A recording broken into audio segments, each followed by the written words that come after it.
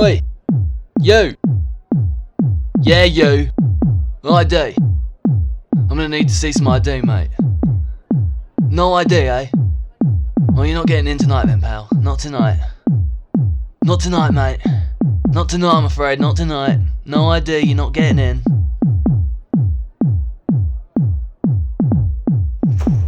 Hey! Mate, do you want to get in? They never check the fire exits, you'll be fine. Come on, mate, that's it. Enjoy the rest of your show, yeah?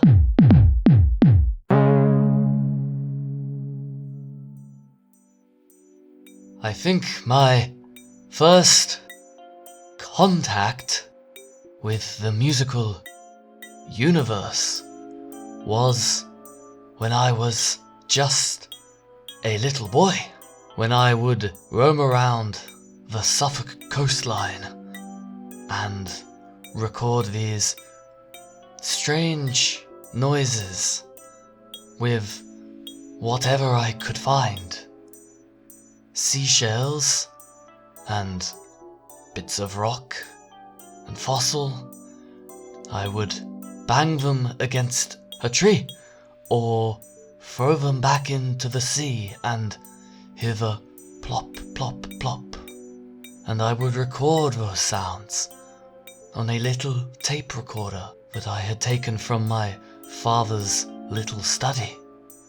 And I would compile them into these strange avant-garde tracks that I would then play back to my father. The sonic worlds that I had crafted there on the beach made my father weep with joy. He said, "I am so proud of you, son. I will make sure to nurture your gift."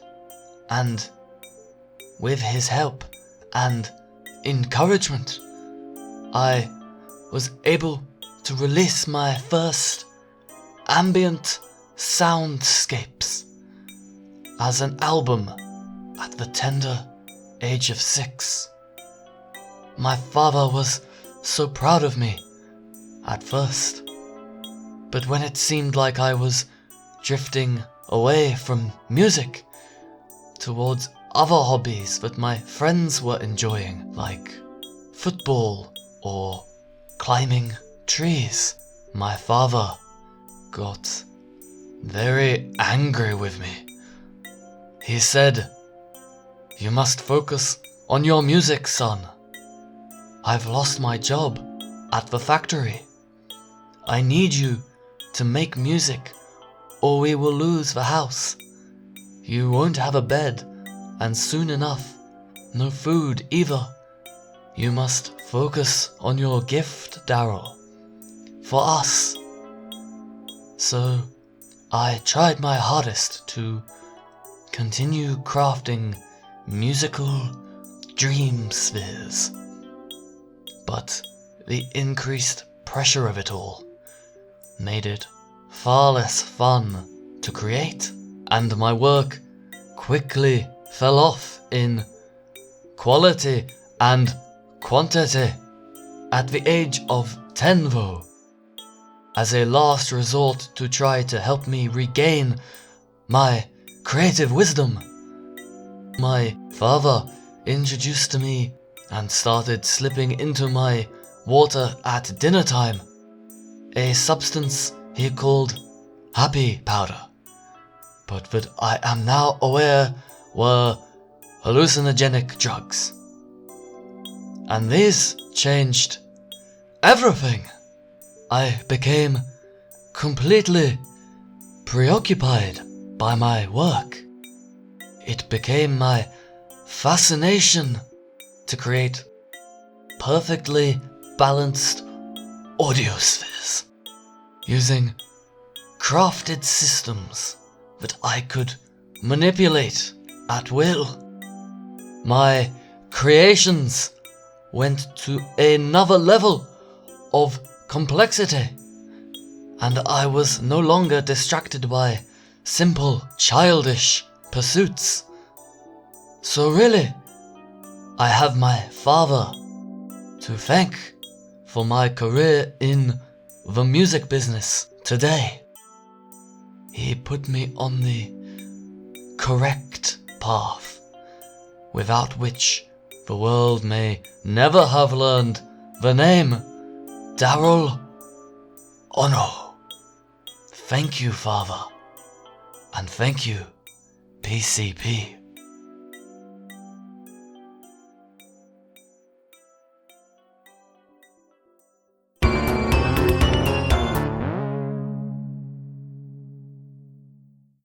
Oi! You! Come with me, you're not allowed to be in here. You're barred, mate, get out of my sight. Not tonight. You're not getting back in tonight or any other night. I've got a photographic memory. Not tonight, mate, not tonight. Oh, mate, you got done in. Oh, fuck 'em, man, fuck 'em. It was a shit club anyway. Let's take the episode to the one across the road, yeah? You coming? That's it, mate. They've got hotter sketches in there anyway. So, right, yeah, it was Sadie's 16th on Friday, and she was throwing this totally legendary party at hers, right? This was perfect, because actually, I was having this little thing with her bestie Effie, so it'd be a great chance to get off with her, while knocking a few Stellas back with the lads. So me and the boys head to John's after school, load up his dad's car with Stella crates, then get fucking trashed. By the time the six of us had drunk literally a whole crate of Stella between us, we thought we should probably head to Sadie's before we got any more sloshed. When we got there, the action was in full swing, mate. The tunes were popping, the birds were looking well piff, and Sadie's mother had made burgers for all of us lads. Lovely, lovely woman. We headed out to the patio, eating our burgers. We got chatting to Sadie and Effie there. Sadie was looking gorge in the denim shorts and Jack Wheels top, but Effie was actually looking well peng in her denim shorts and Hollister top, mate. I was going to have to figure out a few ways to get her alone and tell her how peng she looked as the night went on. Anyway, some of us lads headed down for more Stellas and a bit of banter. Sadie had put on some of these sick tunes here and there, so we were about to start bopping and dabbing, even though there were already a couple of fucking guys in there already just sitting about fucking talking to each other, looking fucking miserable, mate.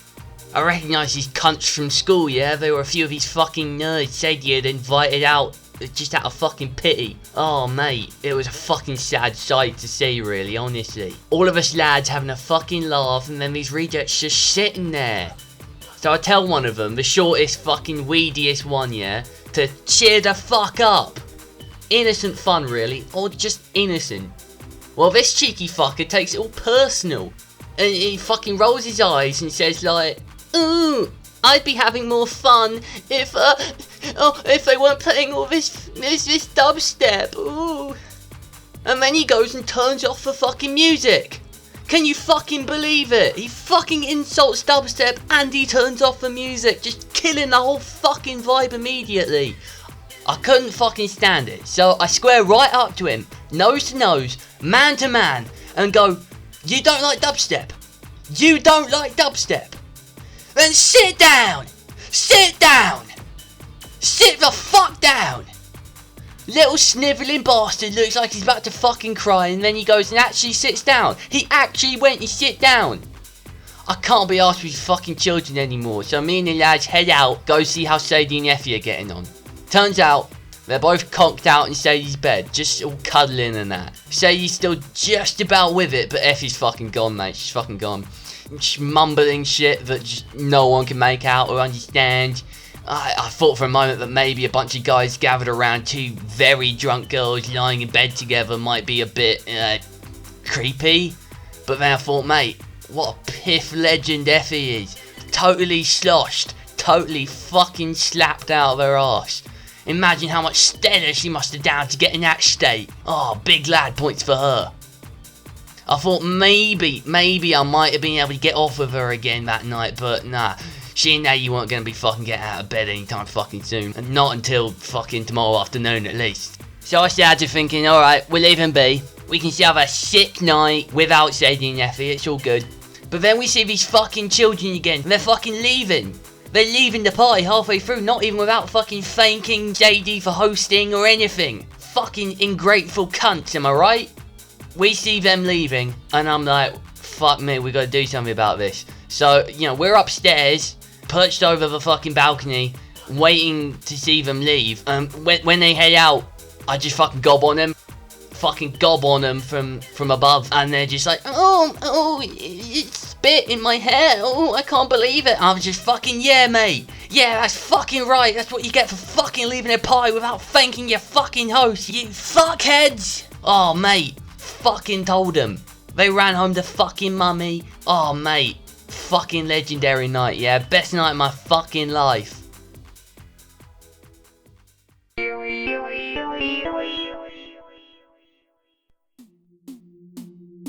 The Limes, the limit of the Roman Empire in Germania, the boundary between civilization and barbarian wilds.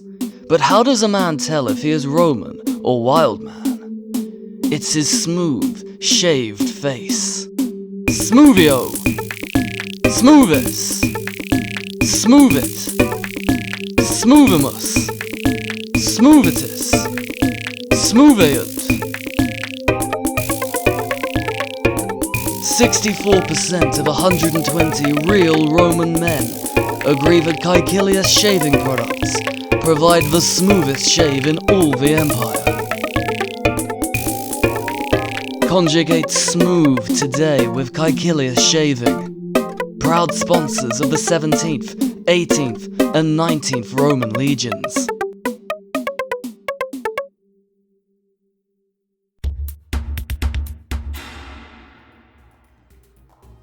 It's been an absolute madhouse here at... Oh, excuse me. How problematic of me. I'll do better. It's been an absolute neuroatypical house here at the Guardian offices this week. We Features writers received a brand new workflow directive straight from the top. And I mean the very top. That writing all these big long articles full of words was completely archaic in today's online environment, and that we writers were no longer to write anything. Instead, we would now be full-time video creators. Can you believe that? How has it taken the bigwigs so long to figure out that no one reads anything we write anymore? All the kids, well, anyone who's anyone anyway, are all on TikTok and Instagram, and the shorter the video format, the cooler you are. Who has the effort to read a fucking sentence anymore? I've been lobbying Carla, my boss, to make this change for some time now, so I'm secretly hoping that it was my suggestion, relayed through her, that made its way to those ivory towers at head office and influenced the change. I'm all about influencing change, don't you know? So now that I was officially a video pioneer, we decided on pioneer instead of editor or producer, more inspiring. I felt more in my element than ever before. That first morning coming in under the new directive was like literally a breath of fresh air. I had so many ideas about what I was going to create. I had to go and make a mood board to keep track of all my inventive vibes. By midday I had created this beautiful little piece featuring Europunk tones crossed with a compassionate presentation of Cherokee culture, but with a bright pink fluffy Barbie girl feel. It really sums up my personality, don't you think? So after lunch, I got to work creating the most snappy, relatable videos I could, confident that my natural wit and winning personality would make going viral a sitch. I busted out all the filters: bunny, cupid, puppy, angel, the whole oeuvre of Insta, before moving over to TikTok. Now, I have to admit, even as a confirmed babe of the internet, TikTok is just a little intimidating to me. These kids, 16, 17 years old, they are literally hopped up on something like... It was difficult to match their energy in these videos within videos that they have going on. But I say never give up, go for broke, and live your dreams. So I went for it, and reached that next level of video creation. I was bouncing off the walls in my office. I saw these kids eating raw eggs in their videos, so I went to the kitchen, and well, we didn't have any eggs, but I grabbed some tea bags and went back to my office and did a video of me just eating these tea bags as seductively as I could. tasted absolutely minging, but my energy levels were absolutely through the roof on these videos.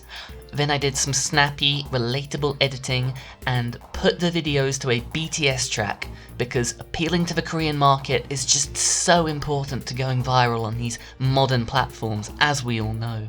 After all the videos were uploaded, I decided to let myself have a break to calm down, clear the loose tea out of my teeth. And by the time I came back to my desk, I expected my creations would have taken off and hit 1 million views each, easy. But no. One of the tea eating videos had hit 120, but that was as good as it got. I was crushed. You only get that first few minutes to go big, otherwise you're lost into the black hole of content. And as if the view numbers weren't bad enough, I had to go and read the comments, which were saying horrible things like, "Wow, you're so old. Look at those boomer wrinkles," and I couldn't believe it. Was I really that old and past it to the kids now? But I was a badass babe on Twitter and Insta. What had I done wrong? I had to get out of the office, back home to Kensington, to R&R my soul. So I went to find Carla and ask for bereavement time off. I found her in the kitchen and she was like, "Do you know where all the tea bags had gone?" But when I tried to respond, no sounds could emerge from my mouth. I was just flapping my gums at her like I was that dismayed by what had happened. Carla and some of the others were just going like, Are you okay, hun?" But I just couldn't respond. I was in such shock. I just started for the lift just to try and get out of there. But now my legs were giving out underneath me, unable to deal with all the trauma.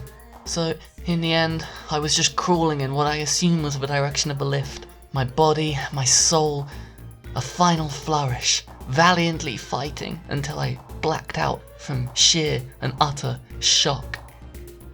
I woke up the next day, lying on my sofa with some of the girls from the office looking at me with care and love in their eyes. They said they had been looking after me since my incident, that I had suffered no physical damage, but that I should rest up and take care of myself after such a traumatic event. I agreed. I was like, "Have any of you ever felt the pain of rejection and unacceptance as I have?" And they all said yes or nodded their heads. It felt good to be around such caring and supportive company, but I knew that none of them had felt the level of trauma that I did when all of my videos received such a terrible reception.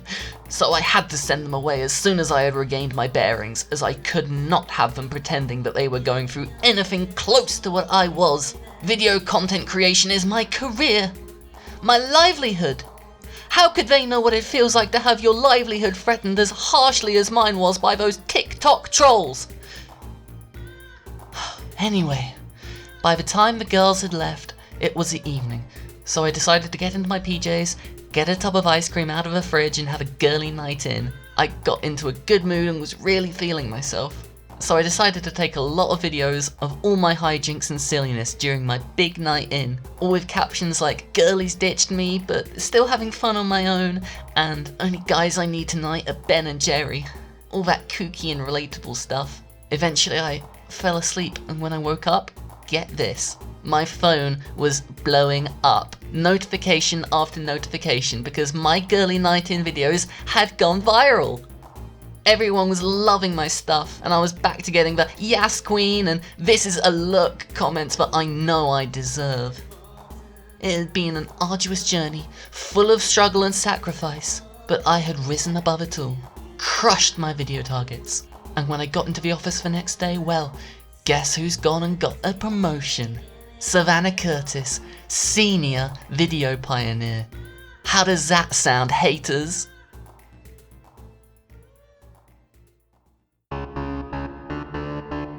Oi! Yeah, I got you, finally I got you. You're gonna get bored now. What?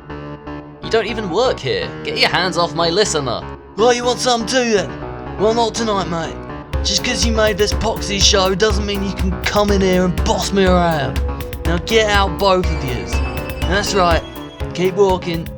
Keep walking, not tonight. Not coming in tonight, keep walking.